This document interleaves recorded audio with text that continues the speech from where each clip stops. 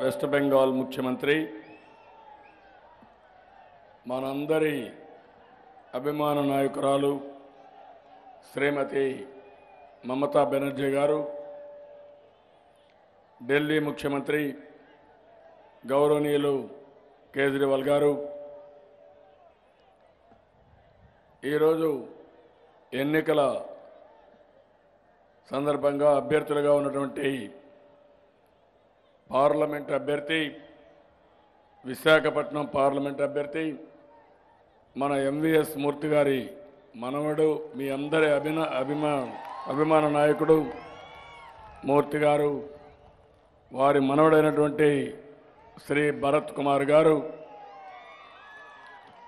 Visakha north, Visakha ఉత్తరం అభ్యర్థి అయినటువంటి మాజీ మంత్రి గంటా శ్రీనివాసరావు గారు,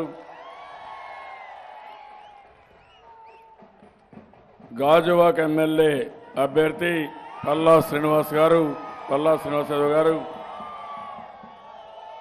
విశాఖ దక్షిణం తెలుగుదేశం పార్టీ అభ్యర్థి వాసుపల్లి గణేష్ కుమార్ గారు,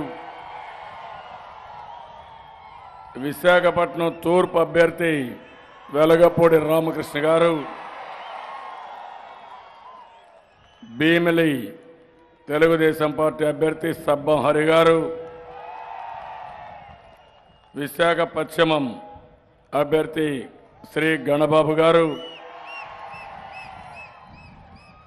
శృంగవరపుకోట అభ్యర్థి కోళ్ల లలిత కుమారి గారు, పెందుర్తి అభ్యర్థి బండారు సత్యనారాయణమూర్తి గారు, నగర అధ్యక్షులు రహమాన్ గారు, గౌరవ శాసన మండలి సభ్యులు, ఈరోజు విశాఖపట్నం నలుమూల నుంచి వచ్చిన సోదరమండలందరికీ, నాకు ప్రాణ సమానమైన తెలుగుదేశం పార్టీ కార్యకర్తలందరికీ, కుటుంబ సభ్యులందరికీ మనస్ఫూర్తిగా నమస్కారాలు, అభినందనలు, శుభాభినందనలు. ఈరోజు మీ ఉత్సాహం చూస్తున్నాను. ఒక ప్రశాంతమైన వాతావరణం, సముద్రం ఎంత నిండుగా ఉంటుందో అంత నిండుగా, అంత ప్రశాంతంగా ఇక్కడున్నారు. మిమ్మల్ని చూస్తూ ఉంటే విశాఖపట్నం సముద్రమే గుర్తొస్తూ ఉంది. ఈరోజు వెస్ట్ బెంగాల్ నుంచి మమతా బెనర్జీ గారు మనకు సహకరించడానికి, సంఘీభావాన్ని తెలియజేయడానికి వచ్చారు. వారిని గట్టిగా మీరందరూ కూడా అభినందించాలి, ధన్యవాదాలు తెలియజేయాలి, కృతజ్ఞత తెలియజేయాల్సిన అవసరం ఉంది. ఇంకా గట్టిగా చెప్పాలి. అదేవిధంగా ఢిల్లీ ముఖ్యమంత్రి కేజ్రీవాల్ గారు రెండోసారి వచ్చారు. మొన్ననే అమరావతికి వచ్చారు, మళ్ళీ విశాఖపట్నానికి వచ్చారు. వారు ఒకటే చెప్పారు, ఎన్నిసార్లైనా వస్తాను, మోడీ పోవాలి, ఆంధ్రప్రదేశ్ రాష్ట్రానికి న్యాయం జరగాలని చాలా దృఢ సంకల్పంతో కేజ్రీవాల్ గారు ఉన్నారు. గట్టిగా మీరందరూ అభినందించాలి, ధన్యవాదాలు తెలియజేయాల్సిన అవసరం ఉంది. ఇప్పుడే మమతా బెనర్జీ గారు ఒక శుభవార్త చెప్పారు మనకు.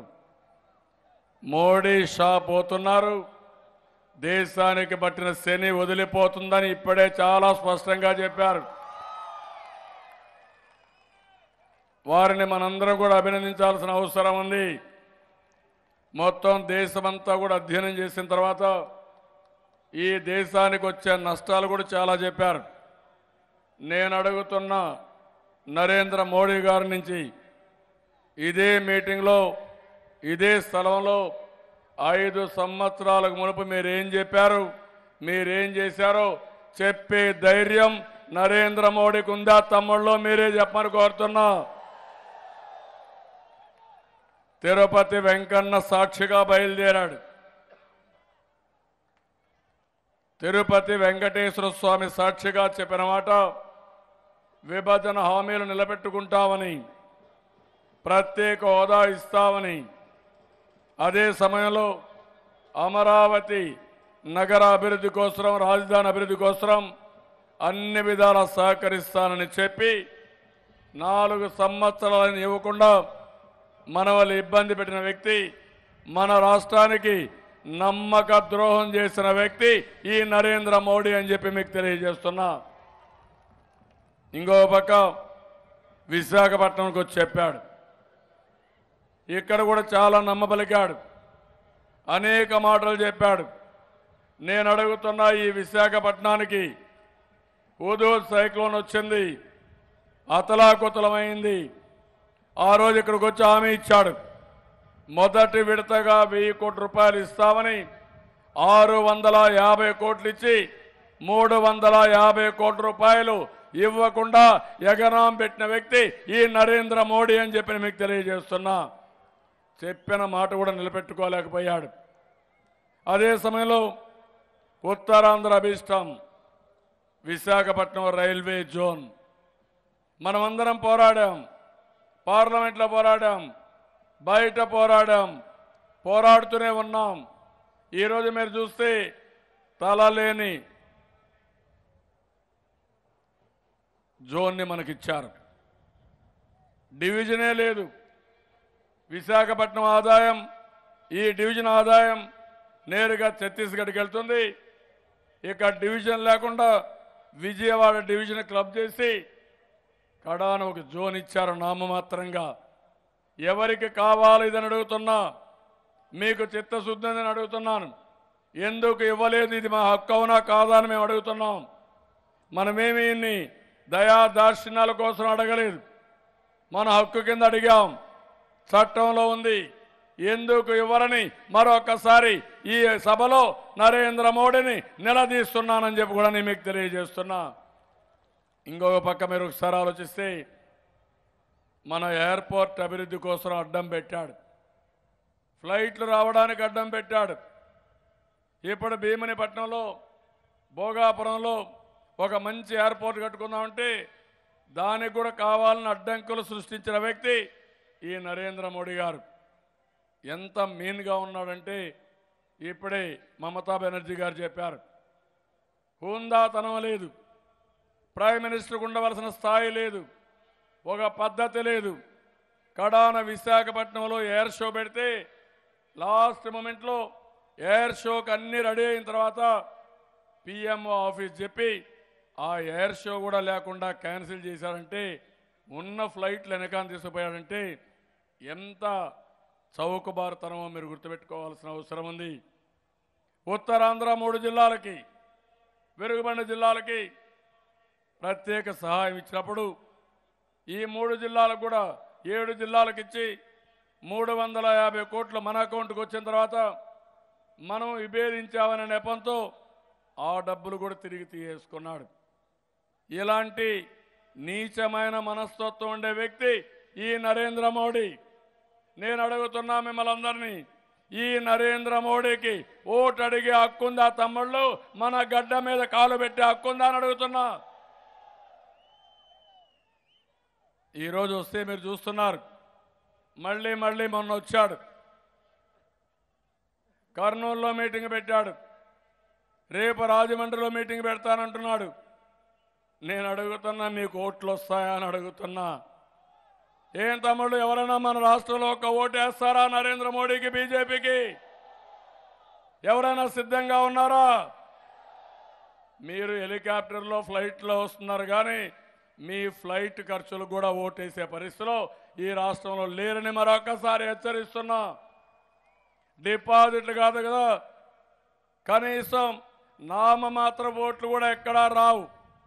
నేను ఒకటే చెప్తున్నాను, నరేంద్ర మోడీ ఓడిపోతేనే దేశం బాగుపడుతుంది తప్ప ఈ నరేంద్ర మోడీ వల్ల ఈ దేశానికి లాభం లేదు లేదు లేదని మరొకసారి తెలియజేస్తున్నా. ఏం సాధించారు మీరు? మమ్మల్ని విమర్శిస్తున్నారు.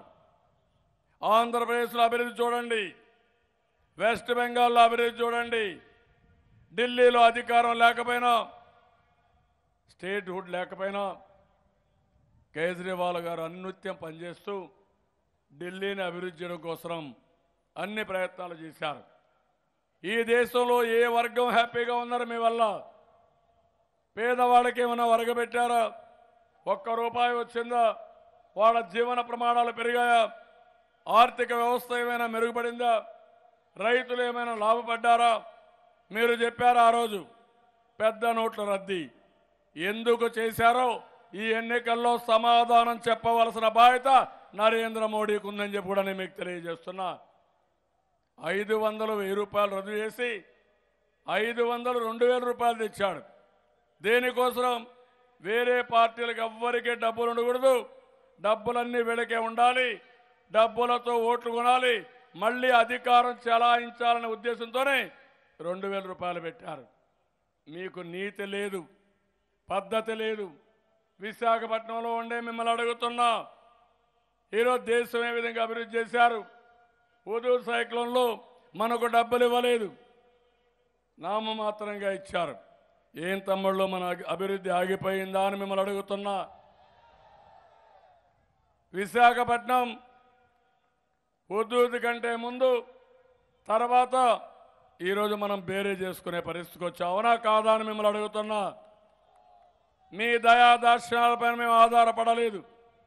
ఈరోజు విశాఖపట్నాన్ని ఒక సుందరమైన నగరంగా, నివాసయోగ్యమైన నగరంగా, ఒక బ్రహ్మాండమైన సిటీగా తయారు చేసే బాధ్యత ఈ తెలుగుదేశం ప్రభుత్వం అని చెప్పి కూడా నేను మీకు తెలియజేస్తున్నా. నరేంద్ర మోడీకి అదే భయం, బాధ. అహ్మదాబాద్ కంటే విశాఖపట్నం ముందుకు పోతుందని అడ్డంకులు పెడుతున్నాడు తప్ప ఈ వ్యక్తికి ఎప్పుడు కూడా ఫేర్ మైండ్ లేదు. కుటిలమైన రాజకీయాలు, అసూయ. అందుకనే ఏ నాయకులను చూసినా ఏదో ఒక విధంగా దెబ్బతీయాలని ఆలోచిస్తాడు తప్ప ఎప్పుడు కూడా ఒక పద్ధతి లేని నాయకుడు ఈ నరేంద్ర మోడీ గారు అని చెప్పి కూడా నేను మీకు తెలియజేస్తున్నా.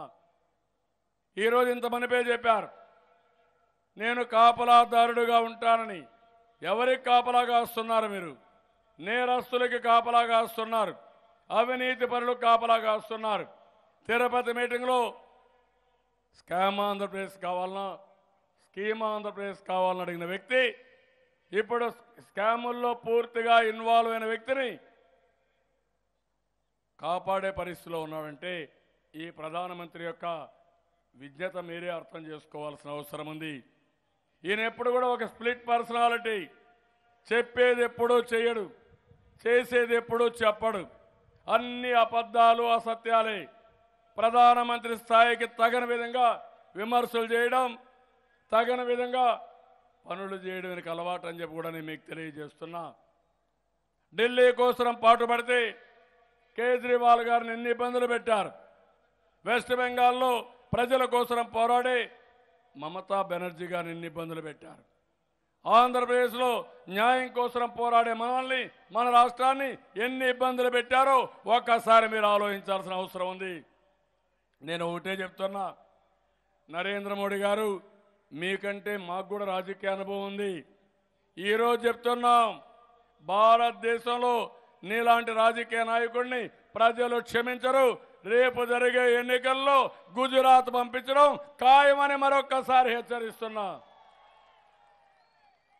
అప్పుడే మనకు న్యాయం జరుగుతుంది. ఇంకొక పక్క వీళ్ళు సహకరించకపోయినా మీరు ఒకసారి ఆలోచిస్తే 1 కోటి మందికి మా చెల్లెమ్మలకు పసుపు కుంకుమ కింద 2 విడతలు 20,000 10,000 చొప్పున 20,000 రూపాయలు ఇచ్చాం. మెప్మా కానీ డాక్రా కానీ సంఘాలకు.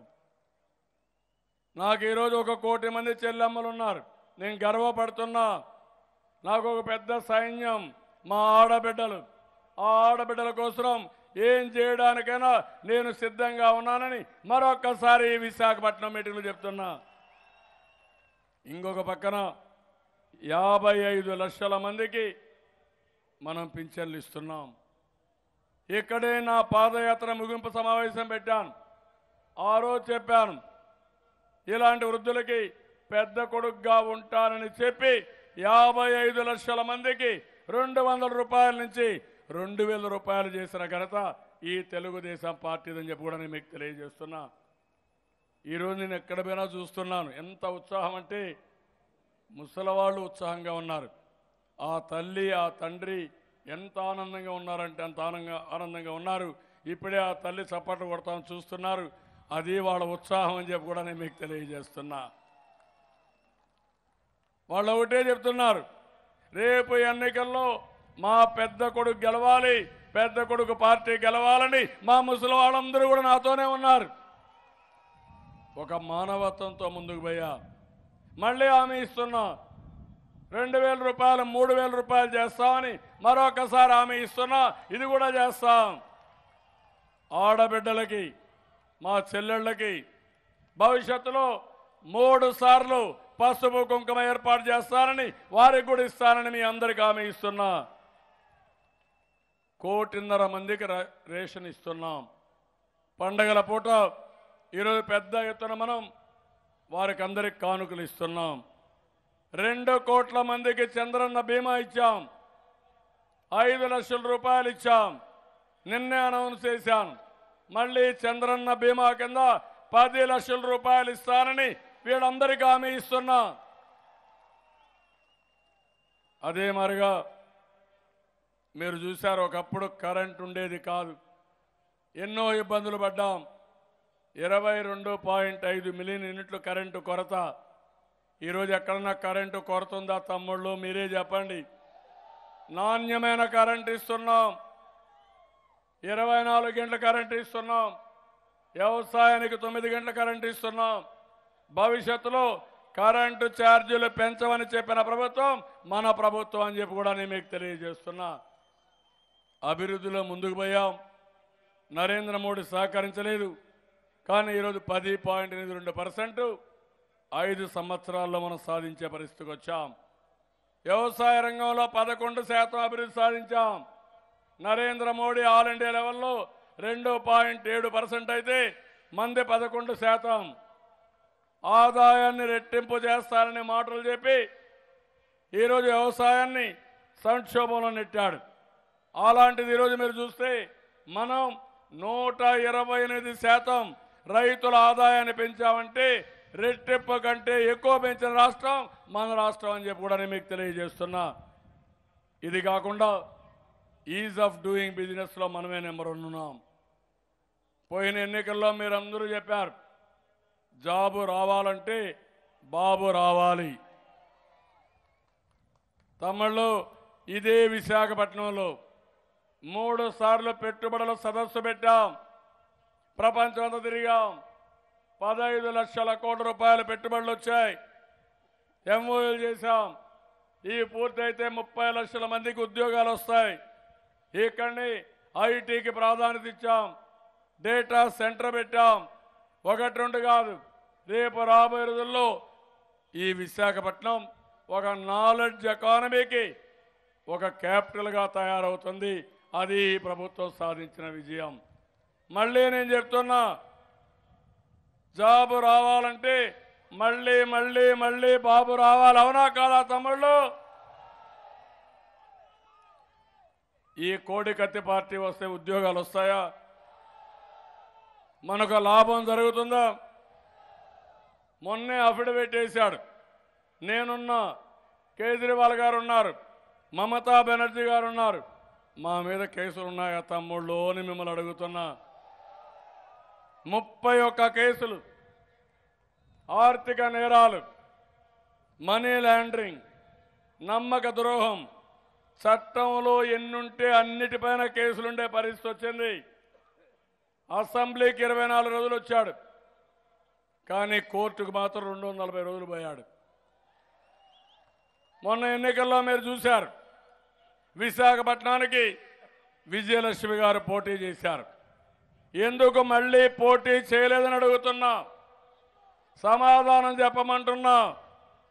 ఆవిడ ఇక్కడికి వస్తానే వీళ్ళ రౌడీలంతా వచ్చారు. ఎక్కడెక్కడ స్థలాలు ఉన్నాయో చూసుకున్నారు. మన వాళ్ళు భయపడిపోయారు. తిరిగి తపాలలో విజయలక్ష్మి గారిని లోటస్ పాండ్కు పంపించారు తమ్ముళ్ళు. అది మీరు చేసిన బ్రహ్మాండమైన చర్య. రేపు కూడా ఒకటే గుర్తుపెట్టుకోవాలి, ఇలాంటి వ్యక్తులు కానీ మళ్ళీ ఎక్కడన్నా పొరపాటున ఒక ఓటేస్తే ఊరికి ఒక రౌడీ తయారవుతాడు, బజారుకి ఒక రౌడీ తయారవుతాడు, భూ కబ్జాదారులు తయారవుతారు. ఈ విశాఖపట్నం సుందరమైన నగరం, ప్రశాంతమైన నగరం, గొడవలనేటి తెలియని నగరం. మంచికి మారు పేరున్న నగరం ఈ విశాఖపట్నం అని చెప్పి కూడా నేను మీకు తెలియజేస్తున్నా. భవిష్యత్తులో ఈ విశాఖపట్నాన్ని ఒక నాలెడ్జ్ హబ్గా తయారు చేస్తాం. ప్రపంచానికి ఒక టూరిస్ట్ డెస్టినేషన్కి తయారు చేస్తాం. మంచి ఎకానమీ బ్రహ్మాండంగా అభివృద్ధి చేసే అవకాశాలు ఉన్నాయి. అలాంటప్పుడు ఇలాంటి పార్టీ మనకు అవసరమా అని మిమ్మల్ని అడుగుతున్నా. మొన్ననే ఎయిర్పోర్ట్లో చూశారు కోడి కత్తి. ఆ కోడి కత్తికి ఈరోజు ఎన్ఐఏ ఎంక్వైరీ. మీరు అర్థం చేసుకున్నారా తమ్ముళ్ళు? నేను అడుగుతున్నా, ఎంత దుర్మార్గమైన ఆలోచన మీరు చూడండి. ఢిల్లీలో ఉండే కాపలాదారుడు దేశాన్ని కాపాడు, ఇలాంటి నేరస్తుల్ని కాపాడుతాడు. అది ఆయన పెద్ద ఫోజులు ఇస్తూనే అన్ని చేస్తానని చెప్పి మాట్లాడుతున్నాడు. అందుకనే ఇలాంటి వ్యక్తులు మనం చూసినప్పుడు ఎక్కడ చూసినా, నిన్న కూడా చూశారు గాజువాకలో ఒక మహిళ గర్భిణీ స్త్రీ, మన పార్టీ కాదు శివసేన సానుభూతి పర్రాలు, ఎంత దారుణంగా ప్రవర్తించారు. ఆ అమ్మాయి పైన దాడి చేశారు. శివసేన జనసేన పార్టీ అయితే ఆ అమ్మాయిని దారుణంగా కొట్టి బాధ పెట్టే పరిస్థితికి వచ్చారు. అంటే అప్పుడే రౌడీజం ప్రారంభించిన వీళ్ళు భవిష్యత్తులో ఎట్టుంటారో ఒక్కసారి మీరు ఆలోచించండి.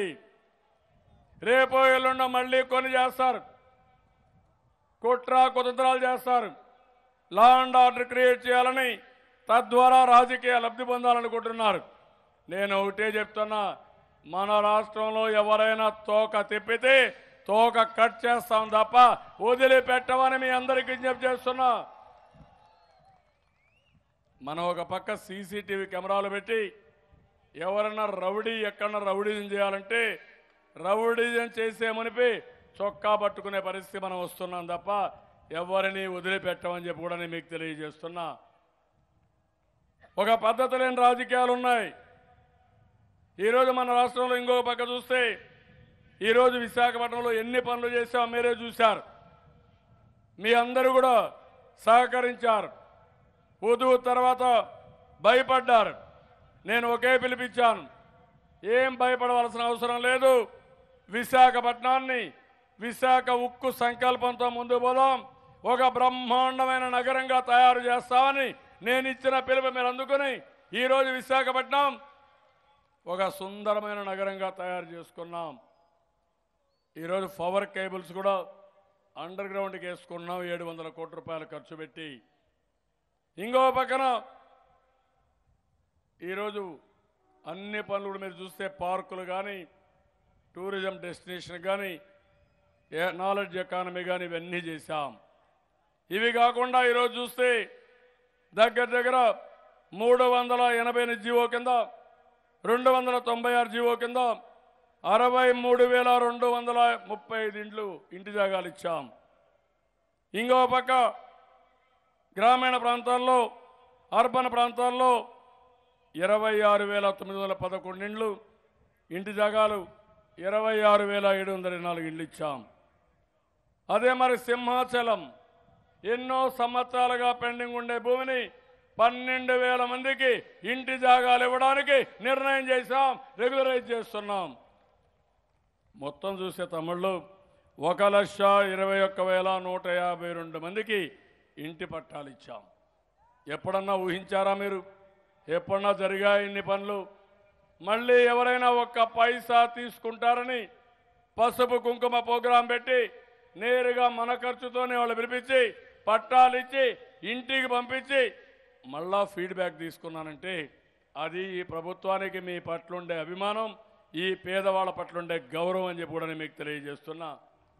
ఈరోజు ఇంకో పక్క ముదపాక కానీ, ఎస్ఆర్పురం కానీ, ట్రై జంక్షన్లో కానీ కొత్త వలస 200 ఎకరాలు ల్యాండ్ పూలింగ్లో ఇచ్చారు. 55,000 ఇండ్లకు ఇప్పటికే ప్రారంభం చేశాం, టెండర్లు పిలిచాం. ఇంకో పక్క దీనికే 4,000 కోట్లు అవుతుంది. ఇంకొక 90,000 ఇండ్లు శాంక్షన్ చేశాం. రెండు కలిపితే 1,45,000 ఇండ్లకు శ్రీకారం చుడుతున్నాం. దీని విలువ 9,000 కోట్ల రూపాయలు. ఈరోజు నేను మొన్నే చెప్పాను, ఒక్క పైసా కూడా తీసుకోం, ఉచితంగా పేదవాళ్ళందరికీ బ్రహ్మాండమైన ఇండ్లు కట్టించే బాధ్యత ఈ ప్రభుత్వానికి. ఎప్పుడైనా ఇలాంటి ఊహించారని అడుగుతున్నా. ఎంత డబ్బులు పెడుతున్నామంటే ఒక్క విశాఖపట్నంలో దగ్గర 15,000 కోట్ల రూపాయలు విలువైన భూములు ఇచ్చాం, ఇంటి జాగాలు ఇచ్చాం. ఒక 10,000 కోట్ల రూపాయలు విలువ చేసి ఇండ్లు కట్టించి గేటెడ్ కమ్యూనిటీ కంటే అందంగా ఉండే ఇండ్లు, బ్రహ్మాండమైన ఇండ్లు కట్టించదని శ్రీకారం చుట్టాం. నేను ఈ పని చేస్తే సింహాచలం భూముల్ని పేదవాళ్ళకి ఇవ్వడం, సింహాచలం దేవస్థానానికి కూడా నష్టం రాకుండా ప్రభుత్వ భూములు వాళ్ళకిస్తే దీన్ని అపోజ్ చేస్తానని ఈ జగన్మోహన్ రెడ్డి చెప్తున్నా అంటే మీకు ఏ హక్కు ఉందని నేను అడుగుతున్నా. ఓటు అడిగే హక్కు ఈ జగన్మోహన్ రెడ్డికి ఉందా తమ్ముళ్ళోని మిమ్మల్ని అడుగుతున్నాను. అభివృద్ధి చేసింది మనం, నీతివంతమైన పాలన ఇచ్చింది మనం, ఇండ్లు కట్టింది మనం, ఉపాధి కల్పించింది మనం. విశాఖపట్నం రాబోయే 5 సంవత్సరాల్లో కూడా దేశంలోనే నెంబర్ 1 గ్రోయింగ్ సిటీగా ఉంటుంది. దాంట్లో అనుమానమే అవసరం లేదు. నేను ఎప్పుడూ చెప్పాను మీకు, సుందరమైనటువంటి బీచ్లు ఉన్నాయి, సముద్రం ఉంది, పక్కనే మంచి కొండలున్నాయి. ఇంత బ్యూటిఫుల్ ప్లేసు ఇండియాలోనే కాదు ప్రపంచంలో ఎక్కడా లేదని మరొకసారి తెలియజేస్తున్నా. ఈరోజు మనందరం గుర్తుపెట్టుకోవాల్సింది, ఈ నగరాన్ని అభివృద్ధి చేసుకోవాలి. మళ్ళీ అడ్డంకులు సృష్టించే వ్యక్తులు రావడానికి వీలు లేదు. ఈరోజు ఇంకొక మాట చూడండి, జనసేన కూడా ఉంది, వాళ్ళు కూడా అభ్యర్థులు పెట్టారు. ఏం చేస్తారని నేను అడుగుతున్నా. ఆ రోజు మీరు చెప్పారు, నరేంద్ర మోడీ గారు మనకు డబ్బులు ఇవ్వాలి, 75,000 కోట్ల రూపాయలు ఇవ్వాలని చెప్పారు. మీ ఎక్స్పర్ట్ కమిటీ 75,000 కోట్లని తేల్చారు. మళ్ళీ ఎప్పుడైనా అడిగారా? ఎప్పుడూ అడగలేదు. మీరు మధ్యలో వదిలిపెట్టే పరిస్థితి వచ్చారు. ఇక్కడ ఒక పార్లమెంట్ అభ్యర్థి పోటీ చేస్తున్నారు. ఆయన కూడా ఒకప్పుడు సిబిఐ ఎంక్వైరీలో జగన్మోహన్ రెడ్డి కేసులన్నీ ఎస్టాబ్లిష్ చేశారు. నేను అడుగుతున్నా ఇప్పుడు ఆయన్ని, ఎందుకు ఇప్పుడు నోరు మెదవరు అంటే మీరు ట్రాన్స్ఫర్ అయిపోతారని మీ పని అయిపోయిందా? కాలేదే. మేమట్ట కాదు, అవినీతి పరుల గుండెల్లో నిద్రపోతాం. అవినీతి పరుల్ని పూర్తిగా శిక్షించే వరకు వదిలిపెట్టమని మరొకసారి హెచ్చరిస్తున్నా. ఏదో ఉద్యోగం కోసం పనిచేసి ఇప్పుడు వచ్చి ఇక్కడేదో ఉద్ధరిస్తామంటే మీరు ఏ విధంగా ఉద్ధరిస్తారని అడుగుతున్నా. ఈరోజు అభివృద్ధి అనేది ఒక పద్ధతి ప్రకారం చేసేది అభివృద్ధి తప్ప ఏదో ఆషామాషిగా మాటలు చెప్పి తప్పించుకోవడానికి అభివృద్ధి కాదని కూడా మీకు తెలియజేస్తున్నా. ఎవరైనా ఒకరిద్దరుంటే అలాంటి మోసపు మాటలకు మోసపోవద్దని మరొకసారి కోరుతున్నాను. ఈరోజు నేను అనౌన్స్ చేశాను, ఇండ్లు కట్టింది మనమే. మన నాయకుడు ఎన్టీ రామారావు గారు మొట్టమొదటిసారిగా పర్మనెంట్ హౌసులకి శ్రీకారం చుట్టాడు. దాన్ని ఆసరాగా తీసుకుని మన రాష్ట్రంలో పెద్ద ఎత్తున ఇండ్లు కట్టాం. ఇప్పుడు 43 లక్షల ఇండ్లకు గవర్నమెంట్లో బకాయిలు ఉన్నాయి, బ్యాంకులకు డబ్బులు కట్టాలి. దగ్గర 9,200 కోట్లు ఉన్నాయి. నేను పేదవాడికి రుణభారం తగ్గించడానికి, రుణ విముక్తి చేయడానికి మొత్తం 9,200 కోట్లు రైట్ ఆఫ్ చేస్తున్నా. అందరికీ పట్టాలిచ్చి పేదవాళ్ళకి ఎక్కడా ఇబ్బందులు లేకుండా చేస్తారని ఈ విశాఖపట్నం తెలియజేస్తున్నా. సంక్షేమానికి మీరు చూశారు, పెద్ద